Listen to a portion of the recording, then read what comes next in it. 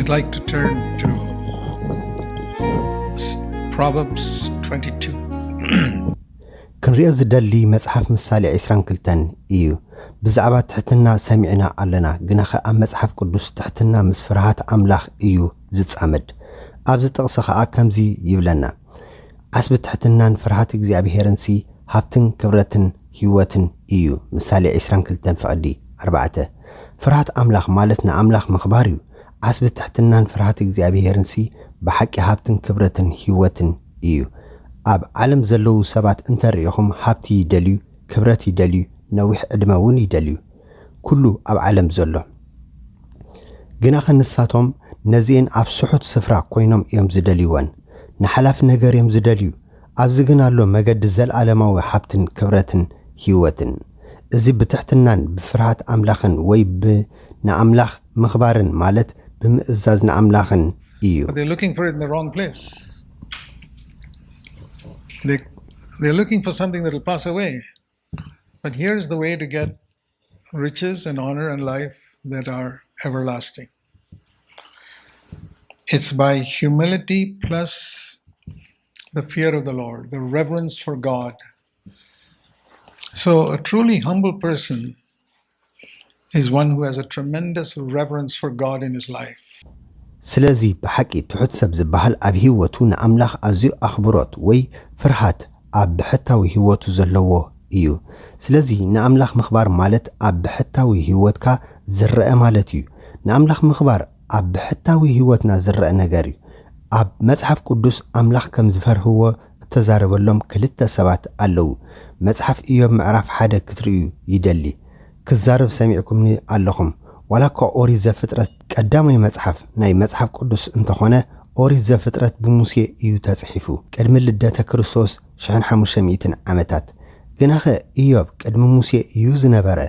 መጽሓፉ ከዓ ነዊሕ ዓመታት ቅድሚ ሙሴ እዩ ጽሒፍዎ ክኸውን ዘለዎ። መጽሓፍ ኢዮብ ቀዳሚት መጽሓፍ ናይ መጽሓፍ ቅዱስ እያ ብሓቂ። ግናኸ እተን ቅንያዊ መጽሓፍቲ ኢዮብ፣ መዝሙር ዳዊት፣ መጽሓፍ ምሳሌ፣ መክብብ፣ መሃለይ ብሓደ ኣብ ማእከል ስለ እተሰርዓ እዩ። ንሳተን ቅንያዊ መጽሓፍቲ እየን። ክሰርዕዎ ከለዉ ግና በብታሪኹን ቅዲ ኣጸሓሕፉን እዩ። The Bible really. But you know, the poetical books of Job, Psalms, Proverbs, Ecclesiastes, and Song of Solomon are put together in the middle because those are the poetical books. But in terms of time, Job is the first book. So, and when we believe that the Bible is inspired by God, think of the first word that God inspires in his book. It's not Genesis 1 verse 1. ስለዚ ብመጠን ጊዜ መጽሓፍ ኢዮብ ፋልመይቲ እያ። መጽሓፍ ቅዱስ ብግልጸት ኣምላኽ ምዃኑ ንኣምን እንተኾይና ቀዳመይቲ ኣምላኽ ዝገለጻ ቃል ኣየነይቲ ምዃና ሕሰቡ። ዘፍጥረት ምዕራፍ 1 ፍቕዲ 1 ይኮነትን። ኣምላኽ መጀመርታ ዝጸሓፎ ንሱ ኣይኮነን። መጀመርታ ኣምላኽ ዝጸሓፎ መጽሓፍ ቅዱስ ክጽሕፍ ክደሊ ከሎ መጽሓፉ ይብል፣ ኣብ ምድሪ ኡፅ ኢዮብ ዝበሃል ሰብኣይ ነበረ ይብል ኢዮብ ምዕራፍ 1 ፍቕዲ 1። ንሱ ፍጹምን ቁኑዕን ንኣምላኽ ዝፈርህን ካብ ክፉእ ዝረሓቐን ሰብኣይ ነበረ ይብለና። ዘገርም ነገር ዶ ይኮነን? ኣምላኽ ኣብ መጽሓፍ መጀመርታ ዝጸሓፎ ኣምላኽ ንሰብ ክጽሕፈሉ ዝደለየ ሓሳብ ብዛዕባ ሓደ ሰብኣይ ንኣምላኽ ዝፈርህ ሰብ፣ ካብ ሓጢኣት ከዓ ዝረሓቐ ሰብ። I believe that's the first word that God wrote. ስለዚ ከም እንርእዮ ኣብ ልቢ ኣምላኽ ዝለዓለ እንታይ እዩ?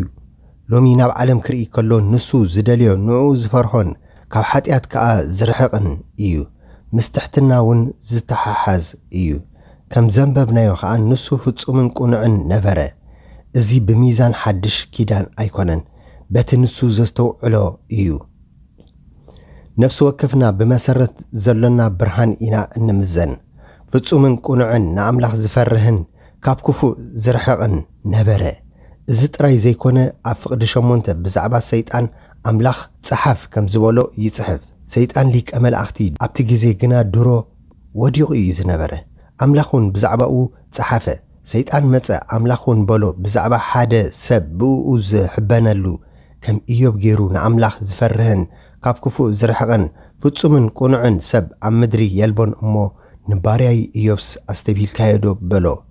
ኢዮብ ሃብታም ሰብኣይ እዩ ነይሩ ኣምላኽ ግና ብዛዕባኡ ዝምካሐሉ ንሱ ኣይነበረን ኣምላኽ ብዛዕባኡ ንሽቶ እኳ ዘየገድሶ ነገር ክነግረኩም ደሞዝኩም ክንደይ ምዃኑ ክንደይ ሃብቲ ኣለኩም ኣብቲ ጽሑፍ ይብል ንኣምላኽ ዝፈርህን ካብ ክፉእ ዝርሕቕን ፍጹምን ቅኑዕን ሰብ ይብል Tell about him. There's no one like him on the earth. Now, Job is a very wealthy man. But that's not what God boasts about. Let me tell you something. God doesn't care one bit what your income is and how much wealth you have. He says there is a blameless, upright man who fears God and turns away from evil. I've mentioned this. ቅድሚ ሕጂ ከም ዝጠቐስክዎ ንእሽተይ ክርስቲያን ኣብ ዝነበርኩሉ ድሕሪ እቲ ዳግም ልደት ምርካበይ ሙሉእ መጽሓፍ ቅዱስ ከንብቦ በልኩ መጽሓፍ ኢዮብ እውን በጻሕኩ ኣምላኽ ብዛዕባ እዚ ሓደ ሰብኣይ ከም እተሓበነ ረኣኹ ሓደ ሓሳብ ድማ ናብ ልበይ መጸ ጎይታ የሱስ ብዛዕባይ ክትሕበን ዶ ትኽእል ኣብ ቅድሚ ሰይጣን በልኩ ንሰይጣን ነዚ መንእሰይ ርኢኻዮ ዶ ኣብ ሓደ ቦታ ናይ ሂንዲ ነበርኩ ኣብቲ ግዜ ንኣይ ዝፈርህን ካብ ክፉእ ዝርሕቕን በልኩ ድማ ጎይታ የሱስ ነዚ እየ ካብ ኩሉ ኣብሊፀ ኣዝየ ዝደልዮ ቅድሚ ብጎይታ ምልዋጠይ ድሌተይ ኣብ ዓለም ዓብዪ ክኸውን ነበረ ኣብ ሚሊታሪ ነበርኩ እሞ ናብ ዝለዓለ ክበጽሕ በልኩ ሓንሳብ ነዚ ጥቕሲ ምስ ኣንበብክዎ ግን እዚ ጥራይ እዩ እቲ ዘገድስ በልኩ ድሕሪ 65 ዓመታት እውን ሎሚ ናብ ልበይ ዝመጸ ቃል እዚ ምዃኑ ሕቡን እየ ጎይታ የሱስ ብዛዕባይ ንሰይጣን ክትሕበኒ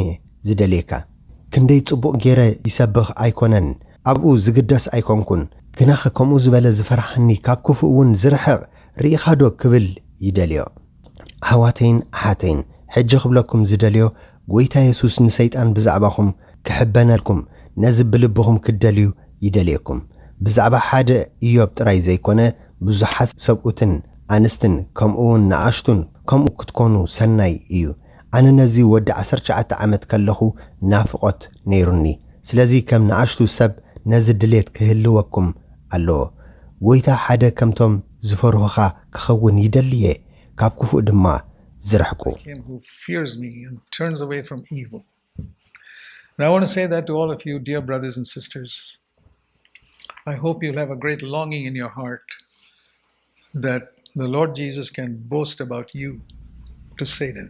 እዚ ምልክት ትሕትናይ ኣብ ምሳሌ 22:4 ነጊረኩም ነይረ ትሕትናን ፍርሃት ኣምላኽን ብሓደ እየን ዝኸዳ ከምኡ ድማ ኢዮብ ምዕራፍ 31 ከተንብብዎ ከለኹም እዚስ ናይ ሓድሽ ኪዳን ክርስቲያን እዩ ኢልኩም ኢኹም ተሓስቡ ግና ሓድሽ ኪዳን ኣይኮነን እምበሽ ቅድሚ ነዊሕ ዓመታት ዝነበረ እዩ ብሉይ ኪዳን ብሙሴ እዩ ጀሚሩ ሓድሽ ኪዳን ከዓ ብኢየሱስ ኢዮብ ቅድሚ ኪዳናት እዩ ኪዳን ኣይነበረን ስለዚ እንታይ እዩ ዝብለና እዚ ምስክሩ እዩ ኣብ ቅድሚ ኣምላኽ እዩ ዝብሎ ዘሎ እተገልጸ ቃል እውን እዩ ምሳዒንተይ ኪዳን ተኣታተኹ ከመይ ለደኣ ናብ ቆንጆ ግልጽ ክብል እቲ ግደ ኣምላኽ ካብ ላዕሊ እቲ ርስቲ ናይቲ ኩሉ ዝኽእል ካብ ላዕሊ እንታይ እዩ ኢዮብ 31 ፍቕዲ 1 ሎሚ ክንደይ ንኣሽቱ ሰባት ዳግም እተወልዱ ኣመንቲኦም ከምዚ ካሓተኩም ዝደልዮ እዚ እዩ ብዒንትኹም እንታይኹም እትገብሩ ንኣሽቱ ኣዋልድ ጽቡቓት ኣዋልድ ኢዮብ ግና يحفركم እቲ መጽሓፍ ቅዱስ ዘይነበሮ መንፈስ ቅዱስ ዘይነበሮ ብዛዕባ ኢየሱስ ምንም ዘይፈልጥ ብዛዕባ ዳግም ልደት ዘይፈልጥ ኣብ ከምዚ ዝበለ ጉባኤ ኮፍ ዘይበለ ሓደ እኳ ዝሰብኾ የለን ክርስቲያን ሓድሽ ኪዳን ኣባል NCCF እየ ዘይበለ ምንም ዘይበለ ንሱ ከምቲ ንሕና ንሕበነሉ ምንም ዘይነበሮ ሓደ ነገር ግና ነይርዎ ንሱ ንኣምላኽ ይፈርሆ ነበረ ንኣምላኽ ስለ ዝፈርሆውን ሰብ እኳ እንተነበረ ጽብቕቲ ጓል ክርኢ ከለዉ ኩሉ ሰብ ከም ዝፍተን ንሱ ግና ኣነስ ከምኡ ክገብር ኣይክእልን እየ በለ ንሱ እዚ ክብል ከሎ ንሕናይ ጥቕሲ እዩ ዘኪሩ ማቴዎስ 5 ኣብ ግዚኡ ኣይነበረን ኣብ ገለ ጉባኤ ዶ ሰሚዕዎ ኣይፋሉን ሓደ እኳ ኣይሰበኾን ሓደ ነገር ጥራይ እዩ ኣብ ልቡ ዝነበረ ብሉጽ ኣኽብሮት ንኣምላኽ Young women, pretty women, let Job put you to shame. The guy who had no Bible, who did not have the Holy Spirit, who did not know anything about Jesus, who did not know about being born again, who did not sit in meetings like this, who had nobody to preach to him, and who did not claim that I'm a New Covenant Christian, I go to NCCF, nothing like that. He had nothing what we glory in, but he had one thing. He feared God. And because he feared God, whenever he was a man, and all men are tempted when they look at pretty women, he said, no, I can't do that. What was that? Which verse was he thinking of? Some verse in Matthew chapter 5? Didn't exist in his time. Some sermon he heard? No, nobody preached to him. Only one thing. In his heart, he had a tremendous reverence for God. And I want to say, dear brothers and sisters, from what I have seen of the many Christians I've seen in my ዝኸበርኩም ኣሕዋተይን ኣሓተይን ክብለኩም ዝደልዮ ንብዙሓት ክርስቲያናት ከም ዝርኦም ኣብዚ 85 ዓመታት ከምዚ ዝበሉ ኣዝዮም እዮም ውሕዳት ግደፈዎሞ ደረጃ ሓድሽ ኪዳን ናብ ደረጃ ኢዮብ እኳ ዝበጽሑ ኣዝዮም ውሕዳት እዮም ከመይ ኢለ ዳኣ ናብ ቆንጆ ግልጽ ክብል ከመይ ኢለ ክገብሮ ይብል ኢዮብ እዚዩ ሕቶኡ ከመይ ገይረ ክገብሮ ከምኡ ይስማዓኩም ዶ ኣምላኽ ብዛዕባ ኢዮብ እንተተሓበነ ዘገርም ኣይኮነን ሓደ ሰብ ኣሎ ንዓይ ዝፈርሃኒ ይብል እግዚኣብሔር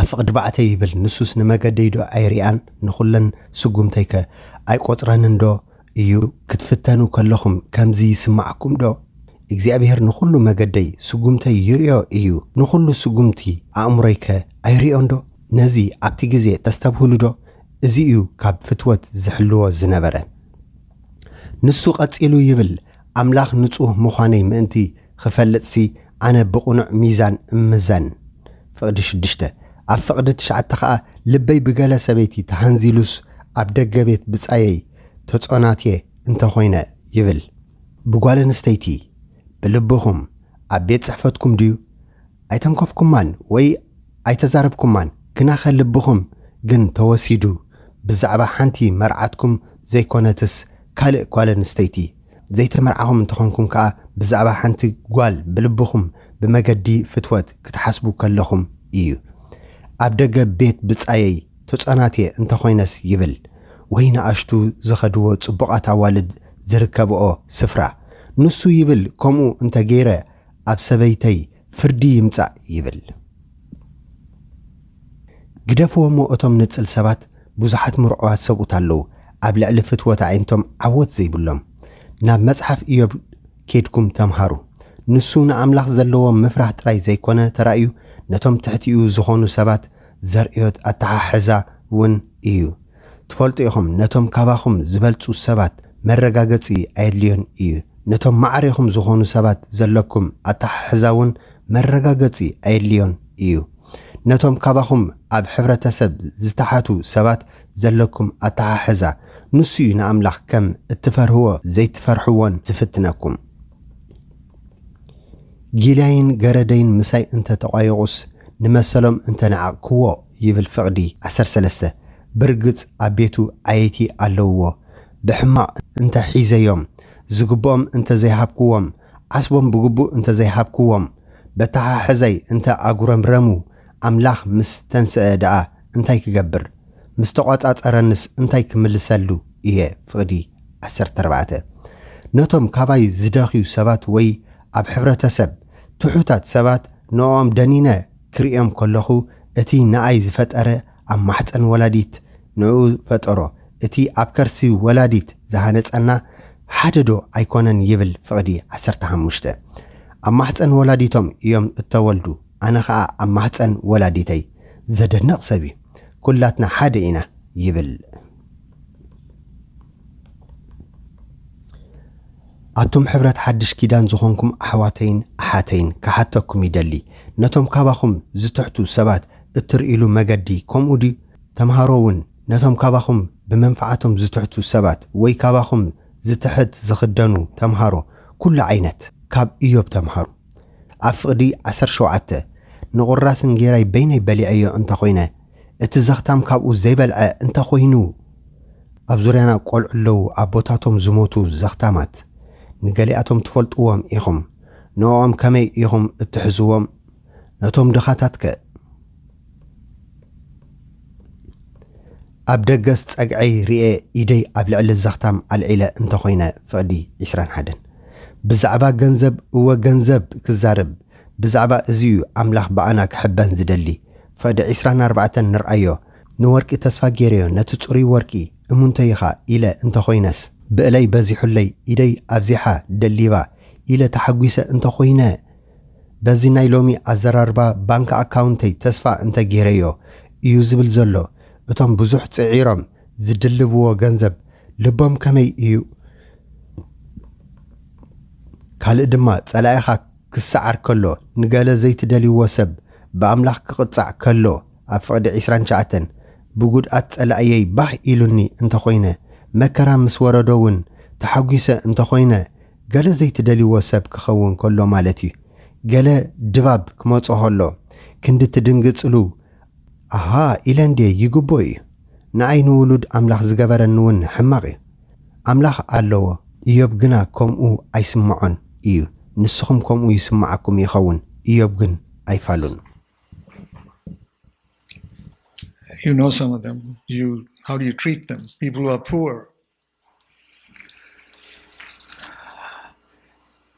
And he goes on to say, if I lifted my hand, verse 21, against an orphan, let my hand fall away from the socket.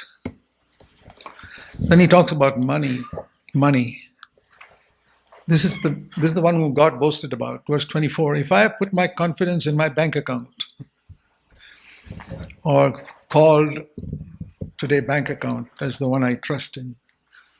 If I gloated, that means if I made people aware how great is my wealth and made them feel small, because with my hand I have worked hard and earned a pride that comes into the heart of people who have earned a lot of money with their hard work.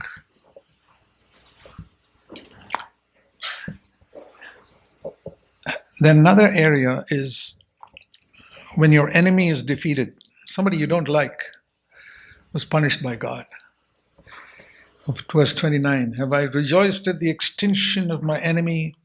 Or ካልእ ድማ ኃጢአት ምስ ዝገብር ፍቕዲ 33 ነቲ ብዙሕ ህዝቢ ስለ ዝፈራህክዎ ኣብ ዓሌት ኣዝማድ ከይንውር ከዓ ስለ ዝሓፈርኩ ስቕ ኢለ ንደገ ኸይወጻእኩ ንበደለይ ኣብ ትሽትሸይ ሓቢአዮ ንኣበሳይ ከም ግእዚ ሰብ ገይረ ሰዊረዮ እንተኾይነስ ኣብ ፍቕዲ 35 ከዓ ኣየሰምዓኒ እንተዝረክብ እንሆ ጽሕፈት ኢደይ እቲ ኩሉ ዝኽእል ይምለሰለይ እቲ ወደረኛይ ድማ ንሱ ይጽሓፍ እዚ ማለቱ ኮይኑ እዩ ዝብሎ ዘሎ ንኣና ክስሕበና ኣይኮነን ዝጠመትክዋ ወይ ዘታለልክዎ ወይ ክፉእ ዝገበርክዎ ድኻ ኣሎ ድዩ ነቲ ትሑት ሰብ ካባይ ዝትሕት ኣትሒተ ዝረኣኽዎ ኣሎ ድዩ ይብል ኣሎ ኣብ ቤተ ክርስቲያን ክኸውን ይኽእል ኣትሒትኩም ዝረኣኽሞ كحتكم أحواتي أبزي بيتي كريستيان تراي ديهم حبرة تقبرو مستم درجاهم زخونو حبرة سب تراي أبزي بيتي كريستيان مسك كاباهم زتحت حبرة جيركم تفولتو دو أبزي نويح عمتات كومو جيركم دو جزاء رأسهم حتتو كدمي منفساويان إنا إلنا محسابنا بزعبا أزي كنحاسبي قبعنا كاب إيوبون كنمهار نزخم زبالة إيو أملاخ أبك المسيطان زمك حلو كم إيوب زبالة سبدو ريخا. Do you always mingle in this church with people at your own level of society? Have you ever mingled in this church with someone who is lower than you in society? Ask yourself, have you ever in the last so many years? Think about that before you imagine that you're very spiritual. Learn from Job. That's the type of person whom God boasted about to Satan. Have you seen a man like Job? There's no one like him in the whole earth. أملا علمكم أزبلة يلن كاب كالوت بيتي كريستيان زحشنا إنا إلنا نحبنينا أيكونن دو انت زي تحبناون بلبنا جنا كومو يسمعنا إيو جناخ كاب كالوت زحشو زقبرنا انتايو اتي لومي زنبمنايو ممزن دو إيو كومو كهون تسفا يقبر እግዚአብሔር ይሐግዘና. You may feel it in your heart. But what is the thing that makes us better? Is it these qualities that we read today? I hope so. May God help us. Brother Zak Punan. ويتيباركم. Shalom.